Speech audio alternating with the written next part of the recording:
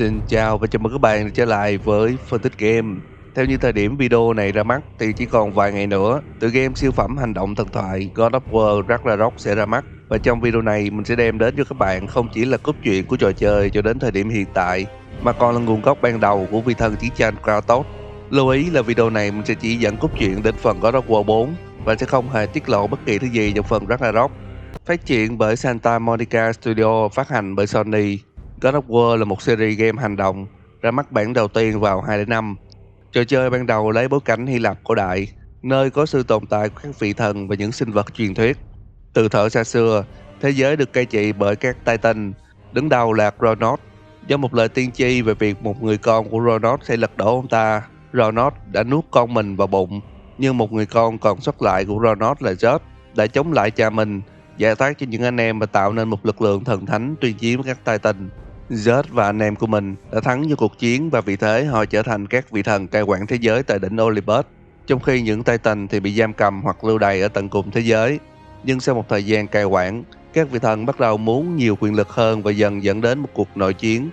Mọi thứ khởi đầu với nhân vật chính Kratos, một người chồng, người cha và cũng là một tướng lĩnh vô cùng thiện chiến thuộc đế chế Sparta. Trong khoảnh khắc cận kề cái chết tại một trận chiến tàn khốc, Kratos đã giao kèo với thần chiến tranh Ares, ban cho mình sức mạnh để tiêu diệt kẻ thù. Ares trao cho Kratos sức mạnh của Blade of Chaos, nhưng đổi lại anh phải phục tùng mệnh lệnh của ông ta. Để biến Kratos thành một chiến binh hoàn hảo, thần Ares đã âm thầm đưa vợ con của Kratos đến một ngôi làng tôn thờ nữ thần Athena và lừa Kratos tấn công ngôi làng đó. Trong cơn thịnh nộ mù quáng, Kratos đã chính tay giết chết vợ con anh ta. Sau sự kiện đó, Kratos phá bỏ giao kèo với thần Ares và quyết định báo thù cho cái chết của vợ con mình. Với sự man rợ của mình, Kratos đã bị nguyền rủa. Tro cốt của vợ con luôn ám vào da của anh, khiến nó có một màu trắng tro kỳ dị, và từ đó anh được gọi là bóng ma của Sparta. Sau khi tìm và sử dụng sức mạnh từ chiếc hộp Pandora với sự giúp đỡ từ Athena, Kratos đã sử dụng Blade of God để giết chết Ares và báo thù cho cái chết của vợ con mình. Kratos sau đó quyết định tự sát, nhưng Athena đã cứu anh và trao cho anh vai trò trở thành thần chiến tranh tiếp theo, sánh vai cùng các vị thần tại đỉnh Olympus. Tuy đã trở thành thần chiến tranh, Kratos vẫn bị ám ảnh bởi quá khứ và dần bị các vị thần khác cô lập. Zeus, vị thần mạnh nhất đỉnh Olympus, đã lừa Kratos giao toàn bộ sức mạnh của mình vào Blade of Olympus và sau đó sử dụng nó để giết anh ta, đồng thời quét sạch nền văn minh Sparta. Kratos bị kéo xuống địa ngục và được cứu bởi các Titan, những người khổng lồ mang mối thù với các vị thần Olympus trong trận đại chiến ngày xưa. Với sự giúp đỡ của các Titan, Kratos đã có thể đối mặt với Zeus, nhưng trong cuộc chiến, Kratos đã vô tình giết Athena. Cô ta nói với Kratos rằng anh chính là con của Zeus, và lý do Zeus tìm cách giết Kratos là vì ông ta sợ anh sẽ lật đổ Olympus giống như cách mà Zeus đã lật đổ đế chế Titan của Kronos.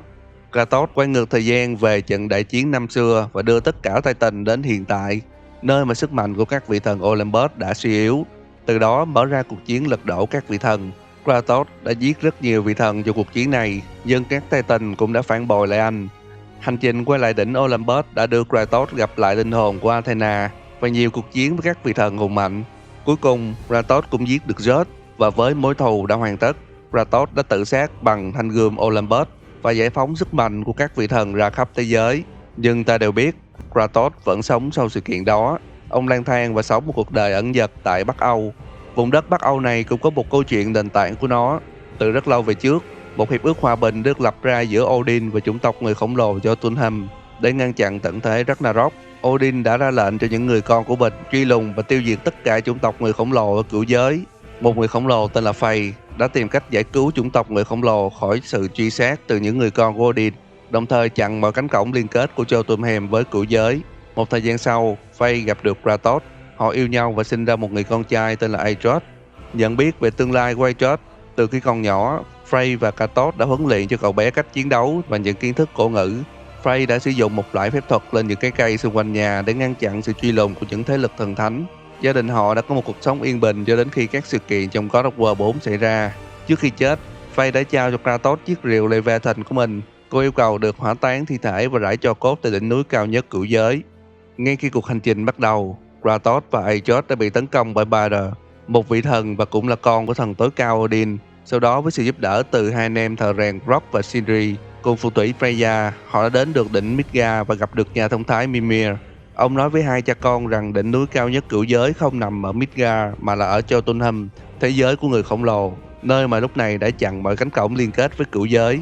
Quá trình tìm đường đến Jotunheim đưa cha con họ đến cuộc phiêu lưu qua các cõi của cửu giới. Đồng thời chuyến đi cũng dẫn đến việc Kratos giết chết hai người con của thần Thor là Magni và Modi.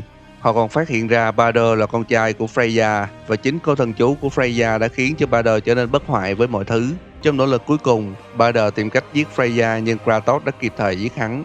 Cái chết của Baldur khiến Freya căm phẫn và thề sẽ nguyền rủa Kratos. Cha con họ cuối cùng cũng đến được Jotunheim. Họ tìm thấy một ngôi đền với một bức tranh tường mô tả cuộc phiêu lưu của họ. Kratos và Atreus sau đó thực hiện lời hứa. Họ rải tro cốt của Frey lên đỉnh núi Jotunheim. Kratos tiết lộ với Atreus rằng cậu có một cái tên khác là Loki.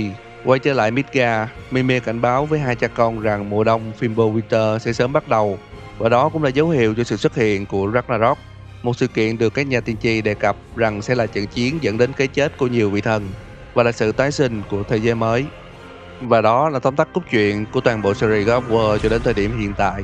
Các bạn thấy câu chuyện này thế nào? Hãy để lại comment bên dưới nhé. Đừng quên bấm lại một like, share, theo dõi phân tích game. Mình là Gino và chúng ta sẽ gặp lại nhau ở video sau nhé.